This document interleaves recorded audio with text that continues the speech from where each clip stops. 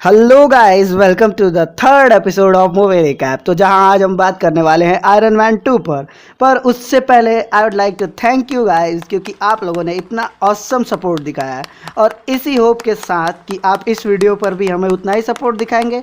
तो टारगेट करते हैं 85 सब्सक्राइबर्स एंड 25 लाइक्स के साथ। तो मैं हूं आपका local nerd Ankit and you are watching nerd लौंडा।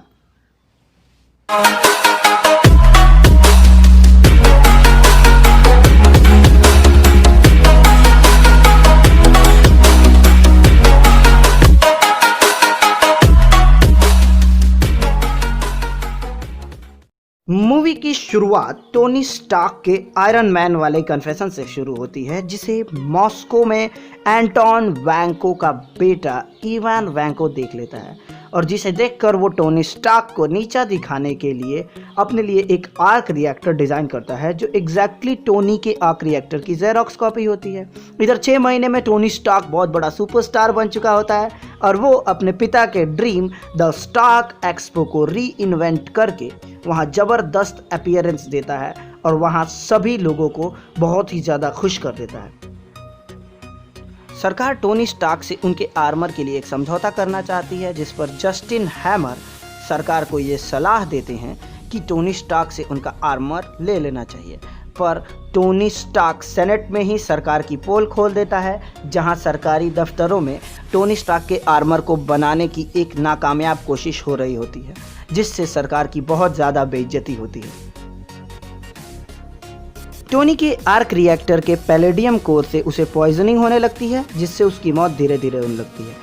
इस पर टोनी कोई सोल्यूशन ना कर अपनी सेक्रेटरी पेपर को सीईओ बना देता है और नैटली रशमैन को नई सेक्रेटरी अपॉइंट करता है।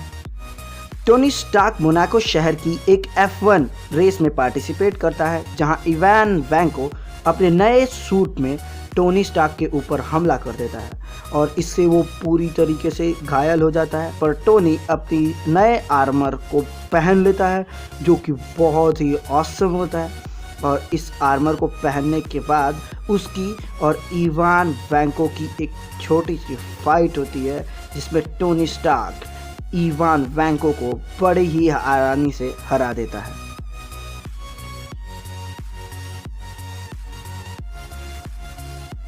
इधर जस्टिन हैमर, जो टोनी स्टार्क का कॉम्पिटिटिव रहता है, वो इवान के काम से खुश होकर उसे जेल से छुड़ा लेता है और अपनी फैक्ट्री में टोनी स्टार्क जैसे आर्मर बनाने के लिए रखता है।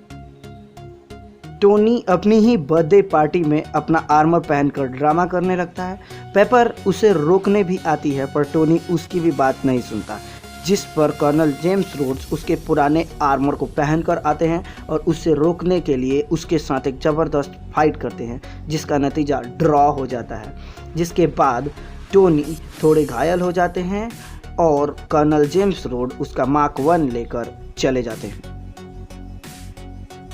पार्टी के बाद टोनी स्टार्क निक फ्यूरी से मिलता है, जहां उसे शील्ड के बारे में पूरी जानकारी मिलती है कि उसके पिता शील्ड के फाउंडर थे।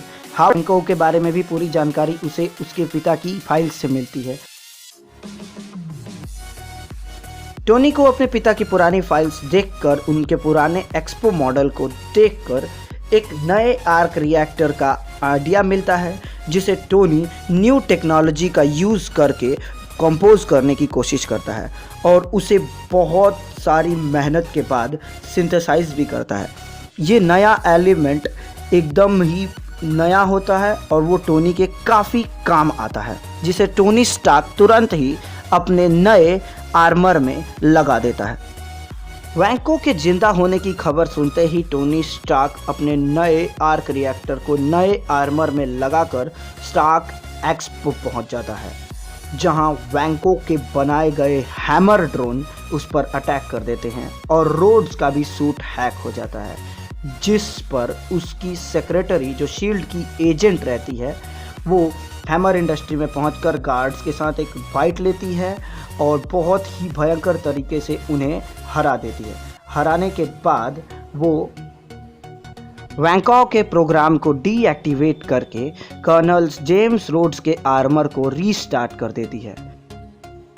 टोनी और रोड्स मिलकर बचे हुए ड्रोन्स के साथ एक बहुत ज़बरदस्त फाइट करते हैं, जिसमें उन दोनों की एनर्जी काफ़ी कम हो जाती है, जिससे वैंको उन दोनों को अटैक कर देता है। पर वो दोनों बहुत ही शातिर प्लान बनाकर इवान वैंको को भी हरा देते हैं।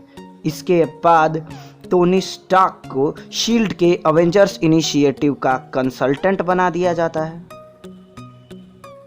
मूवी के पोस्ट क्रेडिट सीन में कर्नल फिलिप कोल्सन एक हैमर के बारे में बताते हैं और यही मूवी ख़त्म हो जाती है।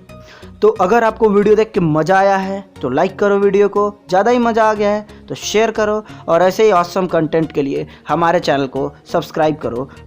Till then, be cool, be nerd.